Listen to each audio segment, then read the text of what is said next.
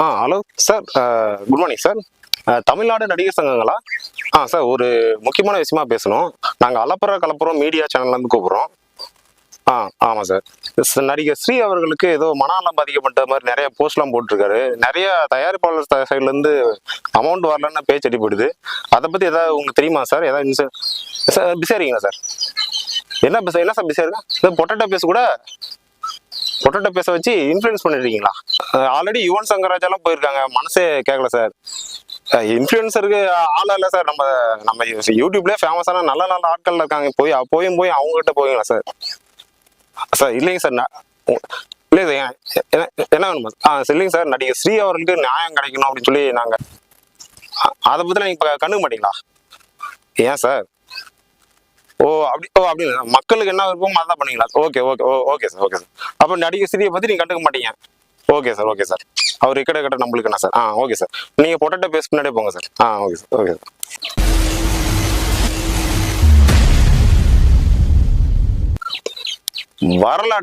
தமிழக வரலாற்றிலே முதல் முறையா ஒரு நடிகனுக்கு, அதாவது ஏமாற்றப்பட்ட ஒரு நடிகனுக்கு அவன் வந்து என்னதான் ஆபாசமா போட்டோஸ் போட்டாலும் அந்த சூழ்நிலையை புரிஞ்சுக்கிட்டு நம்ம தமிழ் ஆடியன்ஸ் எல்லாமே அவருக்கு சப்போர்ட் பண்ணி அந்த கமெண்ட்ஸ் பாக்ஸ்ல அவருக்கு ரிலேட்டபிளா இருக்கிற நடிகர்கள், லோகி அந்த மாதிரி எல்லாத்தையும் டேக் பண்ணி அவரை என்ன ஆச்சுன்னு சொல்லி, என்ன ஆச்சு அவருக்கு, அவர் நல்ல நிலைமைக்கு திருப்பி மீண்டு கொண்டு வாங்க சோசியல் மீடியா போராட்டமே நடக்குது. என்ன கதை அப்படின்னு கேட்டோம் அப்படின்னா, நடிகர் ஸ்ரீ அவர்கள் இப்ப ரீசெண்டா அவரு மெலிந்த தோட்டத்துல போட்டோஸ் எடுத்து ஆபாசம் அப்படின்னு கூட சொல்லலாம். ஏன்னா அவர் இன்னர்ஸ் மட்டுமே போட்டுட்டு போட்டோஸ் எல்லாம் எடுத்து போறாரு. என்ன கேப்ஷன் யூஸ் பண்றாரு அப்படின்னா, அவர் எல்ஜிபிடிக்கு அப்படி சொல்றாங்க. அந்த மாதிரி கேப்ஷன்ஸ் யூஸ் பண்ணி லேடி பாய் அப்படின்ற மாதிரி கேப்ஷன்ஸ் யூஸ் பண்றதுனால பாலியலாம் மாறிட்டாரா அப்படின்னு சொல்லி நிறைய கான்ட்ரவர்சி கிளம்பிட்டு இருக்கு.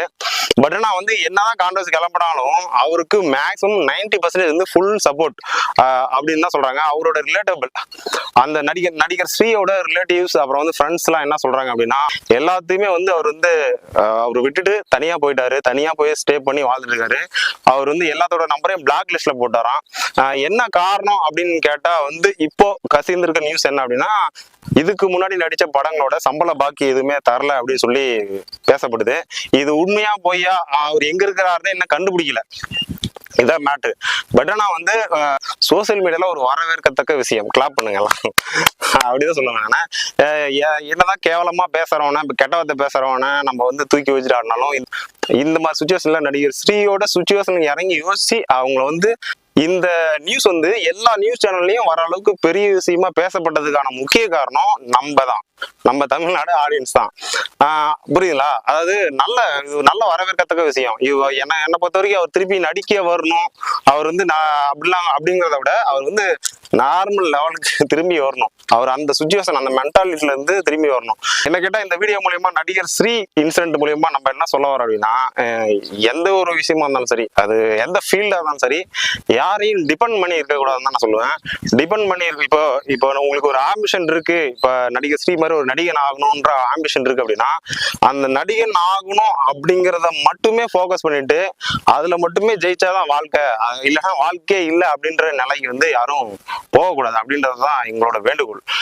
கலப்புறம் சேனல் மூலியமா நான் வைக்கிறேன். நிறைய பேர் நடிக்கணும், நிறைய பேர் மீடியால ஃபேம் ஆகணும். அதாவது ஒண்ணுமே தெரியாதவங்க கூட மீடியால ஃபேம் ஆயிட்டாங்க, வேற ஏதோ ஒரு சுச்சுவேஷன்ல ஃபேம் ஆயிட்டாங்க அப்படின்னா, அவங்க எல்லாத்துக்கும் ட்ரை பண்றாங்க அப்படின்னா, மீடியா படம் நடிக்கிறதுக்கு அவங்க நடிக்க வருமா, நடிக்க வராதா, போய் கத்துக்கலாம் அப்படின்றதெல்லாம் இல்ல. உடனே ஏதாவது ஒரு இன்சிடென்ட்ல கெட்டவாத பேசி கூட ஃபேமஸ் ஆயிட்டாங்க அப்படின்னா, உடனே சினிமாவுக்கு போயிடணும்.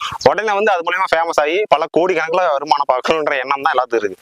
நடிப்பு கூத்துப்பட்டுல இப்போ ஒரு காலேஜ் படிச்சு கூத்துப்பட்டுல நடிக்க பழகி சினிமா ஃபீல்டுக்குன்னு மீடியாலே படிச்சு நிறைய பேர் மீடியால சாதிக்க முடியாம நிறைய பேர் இருக்காங்க. பட் ஆனா அவங்களெல்லாம் கைவிட்டுட்டு இந்த தமிழ்நாடு நடிகர் சங்கங்களும் சரி, எதுவுமே எல்லாருமே இன்ஃப்ளூயன்சர். அவன் கெட்டவாத்தி பேசி ஃபேமஸ் ஆனான்னு, அவன் என்ன பேசி ஃபேமஸ் ஆனான், அவன் ஃபேமஸா இருக்கானா? இப்போ தமிழ்நாடு நடிகர் சங்கங்கள் மேக்சிமம் இப்போ போய் தேடி நாடுறதுதான் இன்ஃப்ளூயன்சர், இன்ஸ்டா இன்ஃப்ளூயன்சர். அதாவது இந்த கெட்டவாத்தை பேசி ட்ரெண்ட் ஆனவங்க, இரவலண்டான ஒரு விஷயங்கள்லாம் பேசி, கேவலமான ஒரு விஷயங்களை பேசி அதுல ஃபேமஸ் ஆனவங்கள தான் நாடி தேடி போறாங்க. அப்படி தேடி போகும்போது திறமைகள் ஆல்ரெடி நிறைய இருக்கிற, அதுக்காகவே கத்துக்கிட்டு வந்தவங்க எல்லாம் பேக் ஃபயர், அதை பின்னாடி வந்துடுவாங்க. இந்த மாதிரி வந்து இந்த மாதிரி சூழ்நிலைக்கு போயிடுவாங்க.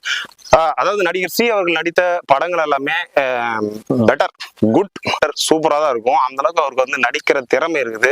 ஆனா வந்து தமிழ் சினிமா அவரை கை விட்டுச்சு அப்படின்னு சொல்லலாம். அவரை வந்து விட்டுருச்சு, அதாவது வளர விடாம பண்ணிடுச்சு. அதுக்கு காரணம் யாரு அப்படின்னு கேட்டா நம்ம தான். நம்ம வந்து இந்த மாதிரி கேவலமான ஆட்களை ட்ரெண்ட் பண்ணி மேல எடுத்துடுறோம். அவங்களதான் மக்கள் அதிகமா பாக்குறாங்க. அப்போ அவங்க கிட்ட நம்ம போய் இன்ஃப்ளூயன்ஸ் பண்ணி நம்ம பிலிமை ஃபேமஸ் ஆக்கினாதான் நம்ம வந்து இங்க வந்து சம்பாதிக்க முடியுன்ற எண்ணத்துக்கு திரைப்படத்துறையினரை நாம வலுக்கட்டாயமா தள்ளுறோம், ஒரு மக்களாகிய நாம.